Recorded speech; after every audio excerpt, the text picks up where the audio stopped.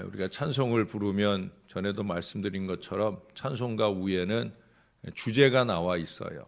우리가 좀 전에 불렀던 찬송들은 인도와 보호라는 그런 주제가 나와 있습니다. 전에 통일 찬송가에서는 가장 많은 주제를 가진 찬송이 경배와 찬양이라는 주제였어요. 이게 제일 많았는데 경배와 찬양이라는 건 우리 인간 편에서 우리 하나님께 올려드리는 사랑의 표현일 수 있겠죠. 지금은 이제 경배와 찬양이 주제를 나눠놨어요. 그 바람에 이제 가장 많은 찬송을 포함하고 있는 주제가 이제 경배와 찬양이 아니게 되어버렸죠. 지금은 제일 많은 주제를 가진 찬송은 바로 우리가 불렀던 인도와 찬송입니다. 특별히 이제 오늘 시편 23편은 여호와는 나의 목자시니라고 고백을 하고 있어서 전에 찬송가 453장, 지금은 이 찬송이 570장으로 갔는데 이 목자 찬송이죠. 주는 나를 기르시는 목자요 하는 이 목자 찬송도 원래는 인도와 보호 주제 안에 있었는데 이제 어린이라고 하는 주제로 목자 찬송 가운데 한 2장 정도가 어린이 찬송으로 주제가 바뀌어서 옮겨졌어요. 그럼에도 불구하고 인도와 보호라는 주제의 찬송이 가장 많습니다. 인간을 향한 우리 하나님의 그 풍성한 사랑이 바로 인도와 보호의 이 주제 안에 있는 찬송들 속에 잘 고백되어 있다고 보여집니다. 이 인도와 보호의 가장 결정체라고 할 수 있는 노래로 시편 150편들 가운데서 고르라고 하면 아마 누구나 다 오늘 시편 23편을 고를 거예요. 여호와는 나의 목자시니라는 고백으로부터 목자가 하는 가장 중요한 일이 바로 인도와 보호죠. 양들은 철저하게 인도와 보호의 손길이 필요한 존재예요. 여러 면에서 그렇습니다. 오늘 시에도 보면은 2절에도 보면 하반절에 물가로 쉴만한 물가로 인도하시는도다. 3절에도 보면 끝부분에 의의 길로 인도하시는도다. 4절 중간에 보면 주께서 나와 함께 하심이라. 6절이죠. 6절 중간에도 보면 반드시 나를 따르리니. 나와 함께 하시고 나를 따라오시면서 나를 인도하시고 보호하시는 그런 찬양이 가득 담겨져 있어요. 이 시는 하나님과 인간의 관계를 가장 아름답게 묘사한 시로서 하나님을 목자로 또 그의 백성을 양으로 비유하여 목자 되신 하나님의 끊임없이 풍성하신 그 인도와 보호를 노래하고 있습니다. 예수님께서도 요한복음 10장에서 나는 선한 목자다, 나는 양의 문이다, 이런 표현들로 통하여 목자 되신 주님 또 양된 우리의 관계를 잘 말씀해 주고 있어요. 다윗이 오늘의 시를 쓸 수 있었던 것, 또 이 뒤에서도 보면 그의 많은 시 가운데 하나님을 목자로 표현하는 표현들이 많이 나오는데 그 이유는 잘 아실 거예요. 바로 다윗이 목동 출신이죠. 자기의 삶의 여건에 근거하여 그 여건 속에서 느껴지는 하나님의 사랑을 그는 그렇게 목자와 양의 관계로 통해서 이해하고 있었다는 거예요. 좀 전에도 나열해 드린 것처럼 이 시에는 각 절마다 하나님의 인도를 구체적으로 묘사를 해주고 있습니다. 1절을 다시 한번 보시면 여호와는 나의 목자시니 내게 부족함이 없으리로다. 부족함이 없는 인도, 그것을 우리에게 이루어 주신다는 거예요. 5절에 보시면 주께서 내 원수의 목전에서 내게 상을 차려주시고 기름을 내 머리에 부으시는데 내 잔이 넘치나이다.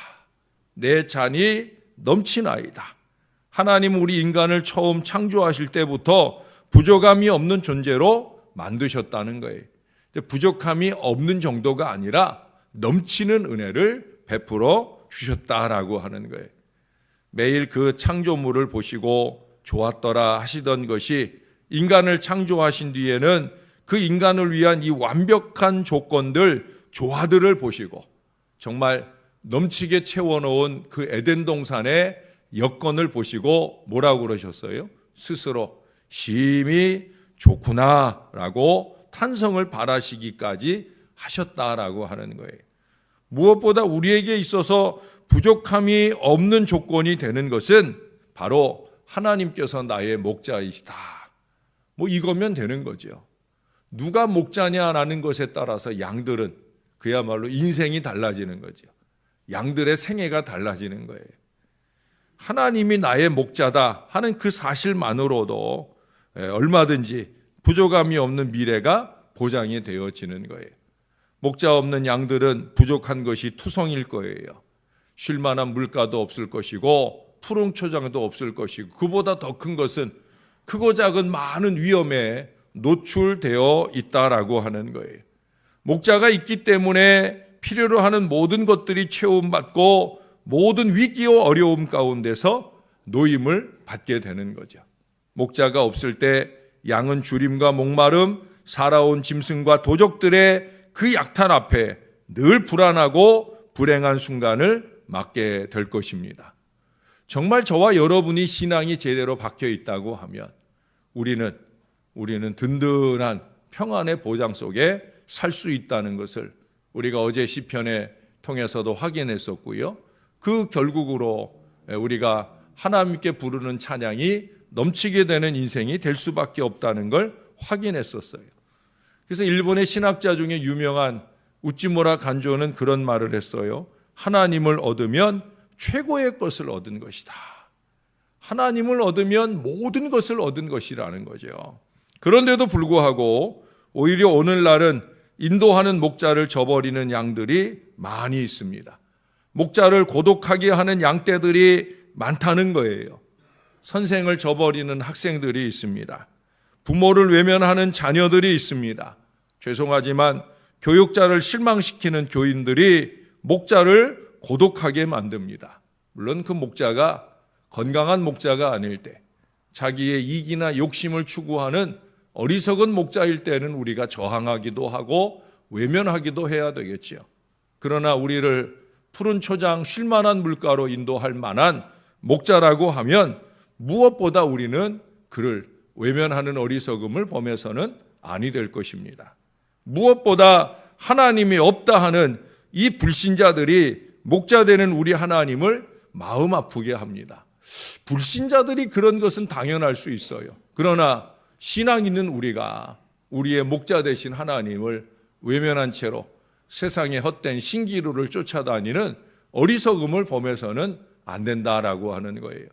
전에도 한번 들려드렸지만 페르시아의 군대가 이제 터키를 향해서 진군을 할 때 중간에 사막이 놓여 있으니까 그 사막을 안내하는 안내자들과 함께 가게 되어집니다. 근데 한참 가다 보니 얼마나 갈증이 나고 힘이 드는지 그때 한 병사가 저기 오아시스다 그러는 거예요.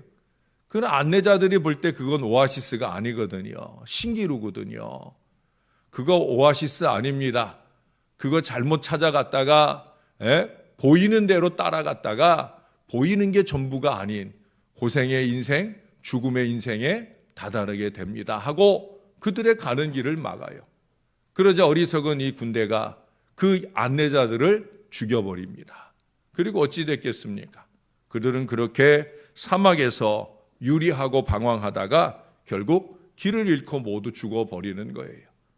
그들의 안내자, 그들의 목자의 걸음을 따라가야 되는데 그 따름을 자기들을 속인다고 생각하고 죽여버리고는 결국 자기들이 죽는 미래를 가게 되어진다는 거예요. 여러분, 우리의 부족함을 채우시는 인도자이신 우리 하나님을 목자로서 따르고 순종하지 않으면 멸망만이 우리를 기다린다는 사실을 성경은 곳곳에서 우리에게 말씀해 주고 있어요. 내 잔을 넘치게 하시는 우리 하나님을 내 목자로 모실 때 우리는 세상을 다 얻게 되어지는 거예요. 그래서 2절에 보시면 그가 나를 푸른 풀밭에 누이시며 쉴만한 물가로 인도하신다. 안식으로의 인도, 쉼으로의 초대, 바로 그 말씀을 해주고 있죠. 예수님께서도 마태복음 11장 28절에서 말씀하셨잖아요. 수고하고 무거운 짐진 자들아 다 내게로 오라 내가 너희를 쉬게 하리라. 오늘날 레저 문화가 무척 발달해 있죠. 쉬는 날이면 레저 생활을 즐기려는 많은 인파가 거리로 쏟아져 이리 다니고 저리 다니고, 그래서 늘 주말은 늘 교통이 많이 어려운 걸 보게 됩니다. 이게 사실은 보면은 쉬는 것이 아니라 고생하러 다니는 게 아닌가 싶은 경우를 보게 된다는 거예요. 또 그 레저라는 게 스트레스를 푼다고 하면서 오히려 스트레스를 쌓아가지고 돌아올 때가 많이 있죠. 저는 골프를 안 쳐봤지만 골프 치는 분들도 골프를 칠 때 공을 잘 쳐서 내가 원하는 방향으로 가 주어야, 그래야 스트레스가 풀리죠. 홀컵 안으로 공이 쏙쏙 들어가야 스트레스가 풀리는 거지. 쳤다 하면 호수에 공이 빠지고 벙커에 공이 빠지고 이러면 스트레스가 풀리는 게 아니라 스트레스가 오히려 쌓여가지고 오죠. 낚시를 스트레스 푼다고 가는 분들도 입질 한 번도 못 보고 낚시하다 밤을 새고 낚시를 해보면 그게 스트레스를 푸는 게 아니라 괴로움이죠. 물론 진정 낚시를 하는 사람은 물고기를 낚는 것이 아니라 인생을 낚고 세월을 낚고 그런 마음이면은 스트레스가 잘 풀리겠지만 막상 낚싯대 딱 들이놓고 보면 그게 잘 안 되거든요. 저는 지난 명절 기간에 우리 처남네가 볼링을 치러 가자고 그래서 볼링을 치러 갔어요. 볼링을 치면 스트레스가 풀릴 때는 언제예요? 공을 던졌을 때 이게 막 빵빵 이 핀들이 넘어지고 스트라이크가 나와야 스트레스가 풀려지는 거죠. 그러나 원하는 방향으로 공이 안 가주고 좌로 빠지고 우로 빠지고 그러면 스트레스가 풀리는 게 아니라 오히려 스트레스가 쌓여가지고 오게 되는 걸 보게 됩니다. 지금 내가 소수를 나열했지만 요즘엔 이거 외에도 여러 가지 레저 시설들 문화들이 많습니다. 그러나 그중에 대부분들이 그야말로 돈 버리고 몸 버리고 성질까지 버리게 되는 것이 레저를 통해 얻게 되는 그런 것이 아닌가 하는 생각을 해봐요. 더군다나 안식일에 버려야 할 피로감은 못 버리고 이런 것들만 버리게 되는 경우들이 많이 있다는 거예요. 여러분, 하나님 안에서의 참 쉼이 필요합니다. 아니, 하나님만이 참 쉼을 주시는 거예요. 그래서 오늘 3절에 고백하잖아요. 내 영혼을 소생시키시고, 내 영혼을 소생시킨다. 지친 우리의 영혼에 생기를 주신다 하는 얘기예요. 삶 속에서 갈등과 긴장, 손해, 멸시, 불만, 억울함으로 인해서 우리의 영혼이 상처를 입고 호흡이 거칠어지고 우리 영혼의 맥박이 불규칙해지게 되어질 때, 그때 하나님은 그의 말씀과 사랑으로 우리의 영혼을 소생시키시는 거예요. 여러분, 주일에 교회에 오시면 교우들과 함께 교제할 때 좀 말조심 좀 해주셔요. 행동거지를 좀 조심해 주셔요. 주일을 주일되게, 주일을 주일되게. 주일은 안식일 이상이에요. 안식일도 안식의 의미가 있지만 주일은 안식 이상이란 말이죠. 주님이 주인 되는 날, 그 주님이 내 마음의 주인이 되고 내 입술의 주인이 되고 내 행동의 주인이 돼요. 나도 그 주님 안에서 소생되는 은혜를 누려야 하는 날이고, 나만 아니라 나와 함께하는 온 교우들이 함께 소생의 은혜를 누리는 날이어야 된다는 거예요. 여러분, 주일날 교회에 오시면 교우들과 쓸데없는 얘기들 나누고 영혼을 갉아먹지 마시고 우리의 영혼이 함께 소생되는 은혜의 날을 좀 지날 수 있으면 좋겠습니다. 서로를 좀 행복하게 하고 서로에게 쉼이 되는 그런 교회로서의 아름다운 모습들을 채워가야 되는 거예요. 소생, 주님이 우리에게 주시는 은혜를 가로막지 마시고 저나 여러분 모두가 소생의 은혜를 함께 누리는 신앙 공동체가 되어야 된다는 거예요. 4절의 말씀으로 가보면 제가 수술받는 우리 성도들이 있으면 제가 신방을 미리 가서 늘 신방 갈 때 나누는 말씀이 1편 1절과 4절의 말씀을 나눕니다.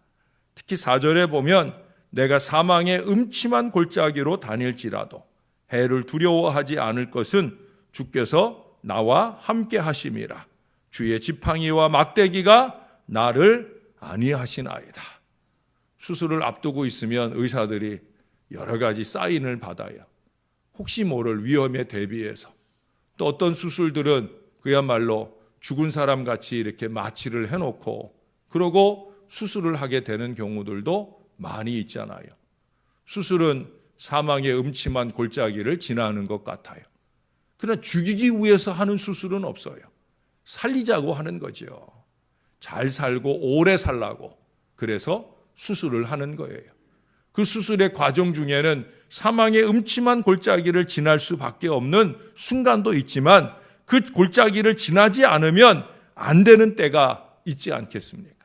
오늘도 푸른 초장 쉴 만한 물가로 가자고 하면 이 사망의 골짜기를 지나서야만 갈 수밖에 없는 때가 있다는 거예요. 이스라엘이 적과 꿀이 흐르는 가나안에 가기 위해서 홍해라는 걸림돌을 만나기도 하고 40년의 광야 여정을 지나가기도 하였던 것처럼 예수님께서 부활의 영광을 위해 죽음의 골짜기를 지나가셨듯이 때때로 위험한 상황에 던져질 때가 있는 거예요. 그때 여러분, 하나님은 지팡이와 막대기로 우리를 보호하시고 위로하셔요.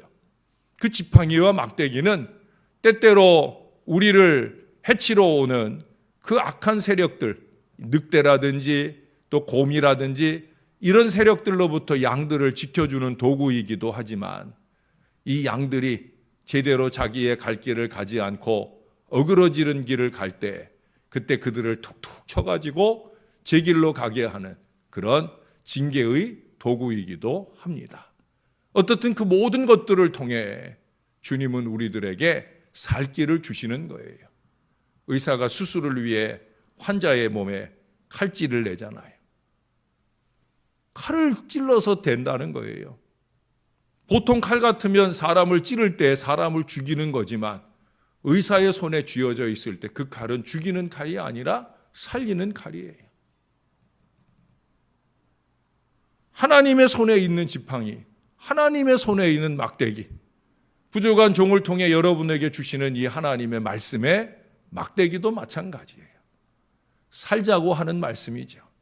잘 살자, 소생되어 살자, 하나님의 은혜로 살자 하는 이야기입니다.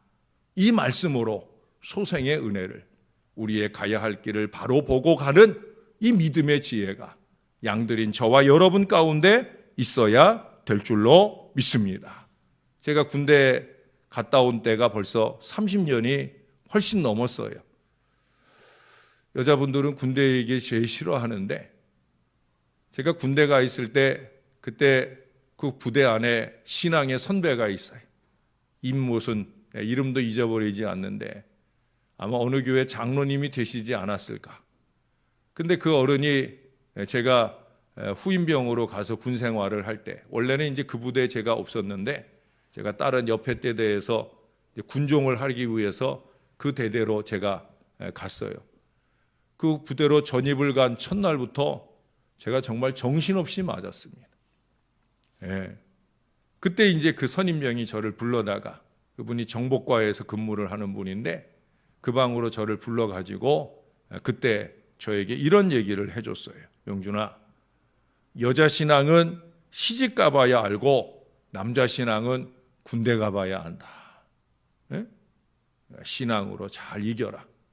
저는 군종, 군대에서는 전도사 역할을 하는 일을 위해서 내가 갔는데 그때는 그분이 후임병인 저에게 권면해 주는 얘기였어요. 여자 신앙은 시집 가봐야 알고 남자 신앙은 군대 가봐야 안다. 우리 딸들이 믿지 않는 가문에 시집을 가보면 그 신앙이 어렸을 때 신앙이 제대로인지 아닌지 판가름이 나지 않습니까? 남자 신앙도 마찬가지라는 거예요. 그 얘기는 뭐예요? 군대 가 있을 때가 어찌 보면 제일 힘들 때라는 거죠. 우리 아들놈도 저는 군대 생활 잘하고 왔는 줄 알았는데 우리 아들도 지금은 가평 쪽에 안 가려고 그래요. 그쪽에서 군대 생활을 했거든요. 그쪽에 가자고 하면 안 간다고 그래요. 그때 그 선임이 저에게 마지막으로 당부한 게 바로 오늘 말씀에 근거해서 하나님의 지팡이를 잡고 가거라. 하나님의 지팡이를 잡고 가거라. 힘들고 어려울 때 많을 거다. 그때 하나님의 지팡이를 잡고 가거라. 그런 얘기를 해주더라고요. 저는 제일 힘든 시간이 행군할 때예요. 제가 발바닥이 평발을 약간 면한, 그래서 거의 평발에 가까운 발을 가지고 있어요. 또 지금은 제가 여러분 보기에 그래도 좀 보기 좋지만 옛날에는 이 몸에서 3분의 1이 없었어요. 60kg도 안 나갈 때니까 삐쩍 말라가지고 체격이 정말 볼품없었죠. 그런 체격으로 이 20kg 넘는 군장을 메고 이렇게 걸어가면 뒤에서 선임병들이 볼 때 그렇다는 거예요. 아슬아슬하다는 거예요. 이 군장의 무게를 못 이겨가지고 몸이 왔다리 갔다리 하면 금방 꼬꾸라지지 않을까 걱정이 된다는 거예요. 그게 이제 제가 더 그러게 되는 이유가 제가 하체가 짧거든요. 제 키는 주로 상체가 1m가 넘어요. 제가 앉은 키가 큽니다. 그러니까 더 이게 몸이 왔다 갔다 할 때마다 불안하다는 거예요. 그런데 그런 선임병들이 저에게 늘 하는 말이 있어요. 너는 체격은 약한데 체력은 강하다. 여러분, 체력이라고 하는 것은 몸이 만들어주는 게 아니에요. 정신이 만들어주는 거예요. 체격은 약한데 체력은 강하다는 건 다른 거 아니거든요. 정신력이 강하다는 거예요. 제 정신력이 어찌 강할 수 있었겠습니까? 하나님의 지팡이를 짚고 가니까. 그 힘겨운 행군을 할 때마다 하나님의 지팡이를 잡고 간다 하는 그 마음으로 이길 수 있었던 기억이 납니다. 뭐 어디 행군뿐이겠습니까? 어디 군대 생활뿐이겠습니까? 저와 여러분의 모든 인생 가운데, 목회 가운데, 삶 가운데 마찬가지예요. 크고 작은 어려움을 만날 때마다 우리는 우리 혼자 가는 양이 아니잖아요. 목자 되신 주님이 주님의 지팡이를 빌려주기도 하고 그 주님의 지팡이를 잡고 가는 신앙 인생이잖아요. 우리의 결론은 정해져 있어요. 6절에 보시면 그게 우리의 결론입니다. 내 평생에 선하심과 인자하심이 반드시 나를 따르리니 내가 여호와의 집에 영원히 살리로다. 할렐루야. 이게 우리의 결론이에요. 결론을 보고 가는 것만큼 행복한 게 어디 있습니까? 때로는 힘들고 어려운 순간을 만나죠. 그러나 나의 결론은 여호와의 집에 영원히 살게 될 그 결론을 향해 가는 거예요. 모쪼록 여러분들도 이 믿음을 가지고 하나님의 지팡이를 오늘 아침에 이 말씀을 통해 여러분들에게 선물로 드립니다. 오늘 이후로 주님의 영원한 집에 거하러 가는 때까지 이 하나님의 지팡이를 짚고 모든 어려운 순간순간을 잘 이기고 승리의 미래를 향해, 행복의 미래를 향해, 소생의 미래를 향해 나의 걸음도 우리의 걸음도 아름답게 걸어가는 하나님의 귀한 양들이 다 되시기를 우리 구주 예수님의 이름으로 간절히 축원합니다. 기도하겠습니다. 예수님의 비유 속에서도 양과 염소의 비유가 있습니다. 하나님은 양들이라고 우리를 품어 안으셨는데 우리들 가운데 염소가 있어서 때때로 이러 모양 저 모양으로 들이받아 우리 양들이 마땅히 누려야 할 소생의 은혜를 누리지 못하는 주일을 보낼 때도 많고 또 그렇게 교회 생활을 하게 될 때도 많습니다. 나의 말이 다른 사람들에게 상처와 아픔이 되는 줄도 모르고 어리석게 쏟아놓아 그 마음에 상처도 되고 그 은혜 받은 심령에 그 은혜를 갉아먹기도 할 때가 많다는 사실을 모를 때가 많습니다. 하나님이 우리의 온전한 목자이시듯 우리도 하나님 앞에 온전한 양들이 되게 하여 주옵소서. 나는 갈 길 모릅니다. 나는 알지 모릅니다. 나는 너무 약합니다. 이 모습으로 그냥 주 앞에 오게 하옵소서. 무엇을 좀 안다고, 무엇을 좀 한다고 어리석게 행하며 하나님의 뜻을 외면하고 살고 하나님, 함께 힘들고 어려운 나날을 사는 우리가 서로를 오히려 밀쳐 넘어뜨리는 어리석음을 범하지 않도록 우리를 붙들어 주옵소서. 너나 없이 우리 모두가 하나님의 지팡이가 필요한 연약한 양들입니다. 오늘도 목자 되신 주님이 우리를 깨워주셔서 이곳에 인도하셨사오니 오늘 하루의 삶을 사는 동안 그 걸음이 사망의 음침한 골짜기를 가는 걸음일지라도 주님의 지팡이와 막대기가 우리를 안위하시는 은혜의 하루를 잘 살게 하실 줄로 믿습니다. 어찌 오늘 하루뿐이겠습니까? 우리가 영원한 주님의 집에 거하러 가는 그 안식의 때를 향하여 가는 걸음 내내 우리 주님께서 우리와 함께 동행하여 주실 줄로 믿습니다. 인도하여 주실 줄로 믿습니다. 보호하여 주실 줄로 믿습니다.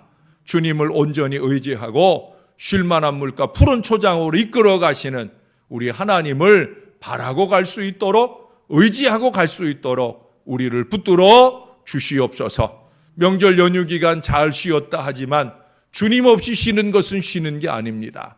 하나님, 어느 때든지 우리가 쉬든지 무엇을 하든지 주님과 함께 갈 수 있도록 주님, 우리의 입술에 파수꾼도 세워주시고 우리의 삶에 지팡이와 막대기를 세워주셔서 우리를 지키시며 인도하여 주옵소서. 한 걸음이라도 주님께 영광되기 위해 살아가는 저와 이 모든 자녀들 될 수 있도록 은혜를 베풀어 주시옵소서. 감사합니다. 예수님의 이름으로 기도합니다. 아멘.